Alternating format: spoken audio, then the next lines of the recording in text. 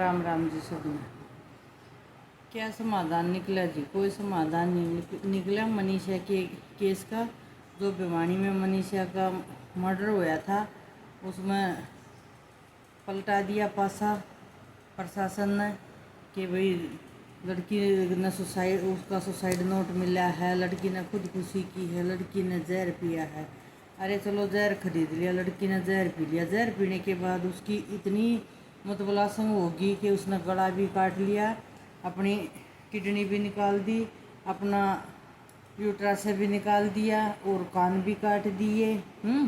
और उसके बाद भाई सुसाइड नोट ने भी भेज दिया कि वो सुसाइड नोट लिखा है, सॉरी मम्मी पापा माफ़ करना, मेरी वजह से आप बहुत परेशान हो गए हो, मेरे को बहुत पढ़ाया लिखाया है, मेरे पे बहुत खर्चा लगाया है, मैं अब आपको परेशान नहीं करना चाहती। पापा की दूसरी शादी भी बता दी है, अपनी शादी का भी दबाव बता दिया लड़की का कि भाई मेरी शादी का दबाव बना रहे हैं, अभी शादी करनी, मैं अभी शादी करना नहीं चाहती, मैं डॉक्टर बनना चाहती हूँ। अरे जब चलो ये बात एक अलग है, लेकिन वो जो डॉक्टर का वो पर्चा लेने गई थी वो तो अपने पापा की सहमति से गई थी। अगर वो डॉक्टर का पर्चा ले आती, फार्म ले आती, फार्म भर देती, अगर वो पढ़ाई करने लग जाती तो 1% यह बात दिमाग में होती तो भी माता पिता ने सोचते भाई चलो एक दो साल इसने पढ़ लेने दो, उसके बाद देख लेंगे।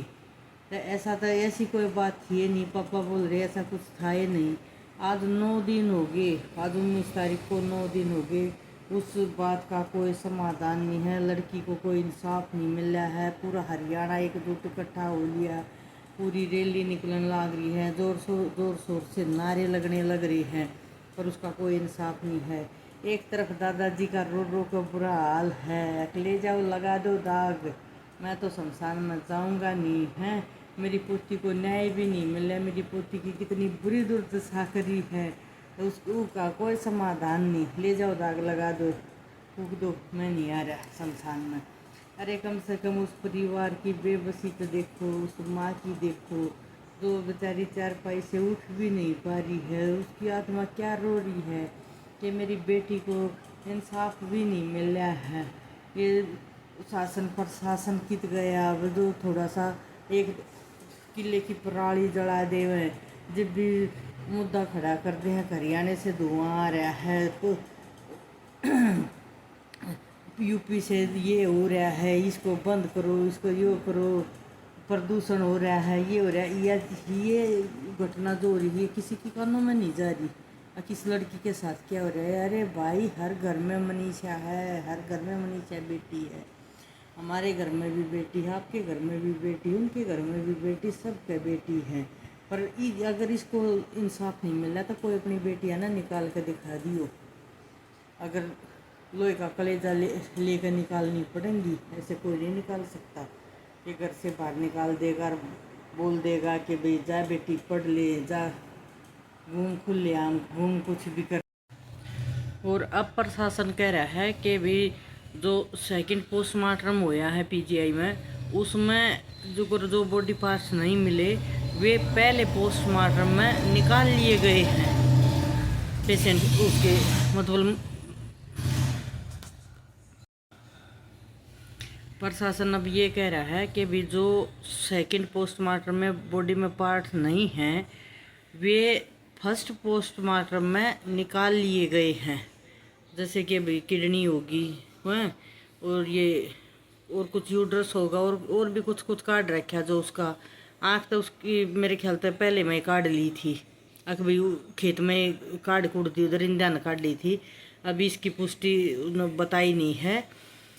और एक और नया मामला भी आ गया जोड़ी में, वहाँ पे भी एक लड़की को मार के फांसी पर लटकाया गया है। उसकी माँ का कहना है कि भी यहाँ भी निशान है मेरी बेटी के, और उसको मार के फांसी पर लटकाया गया है। पहले भी हमारे साथ उन्होंने हाथापाई करी है, यहाँ पे आके मेरे देवर के लड़के का जन्मदिन था और मेरे को भी दीवार में ऐसे पकड़ पकड़ के मारा है भाई, जैसे उसके हस्बैंड को भी लिपटा झपटी करी है, साले को भी गाली गलौज करी है, भाई तेरे को भी जान से मार दूंगा उस लड़की के हस्बैंड ने।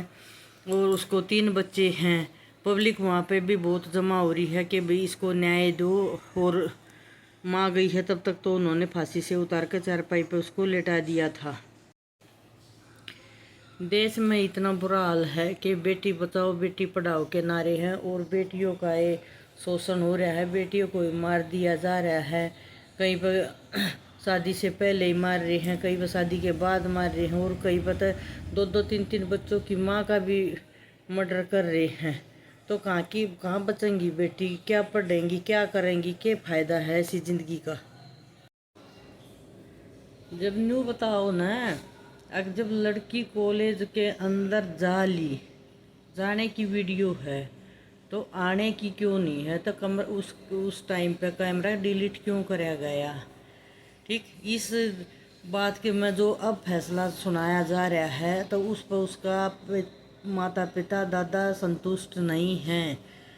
भाई उनको पता है उनका बच्चा कैसा था है। अब उनके ऊपर, पिता के ऊपर कल पुलिस ने दबाव डाला है, उसको ले जा करके थाने में कमरे में ले जाकर बोले हैं कि भाई अंदर कमरे में बैठा कर गेट बंद करके प्रेशर डाला गया है कि तुम बाहर नहीं निकल पाओगे, तुम्हारे ऊपर खतरा है, तुम्हें मार देंगे, तुम्हारे बच्चों को भी मार देंगे, तुम्हारे बच्चों स्कूल नहीं जा पाएंगे, किसी काम धंधे पर नहीं जा पाएंगे, अंतिम संस्कार होने दो, इस फैसले को मान जाओ। कई दिन हो गए हैं बैठे बैठे, कुछ नहीं ऐसी खास कोई वो नहीं है कि भाई कुछ होने वाला है, कुछ दबाव है, प्रेशर डाल के पिता को तो दबा दिया गया है। ठीक, अब पब्लिक के सामने उसने सारे बयान खोले हैं, पिता ने भी उसके दादा ने भी। एक जब 19 साल की लड़की है अंदर गई है तो ये तो स्पष्ट दिख रहा है, बाहर आई नहीं है, तो कैमरे डिलीट क्यों करे गए। पब्लिक क्यों नहीं भड़केगी। जो असलियत है वो किसी को नहीं दिख रही है। एक जो अब पुलिस जो बयान दे रही है, क्या वो सच है। इंसान को गुमराह करा जा रहा है। भाई मेरी अगर ये वीडियो अच्छी लगी हो तो लाइक करियो, सब्सक्राइब करियो, कमेंट में बताइयो कि भाई ये जो समझ है जैसी मेरे को मैंने ये जो बात कही है क्या वे ठीक है।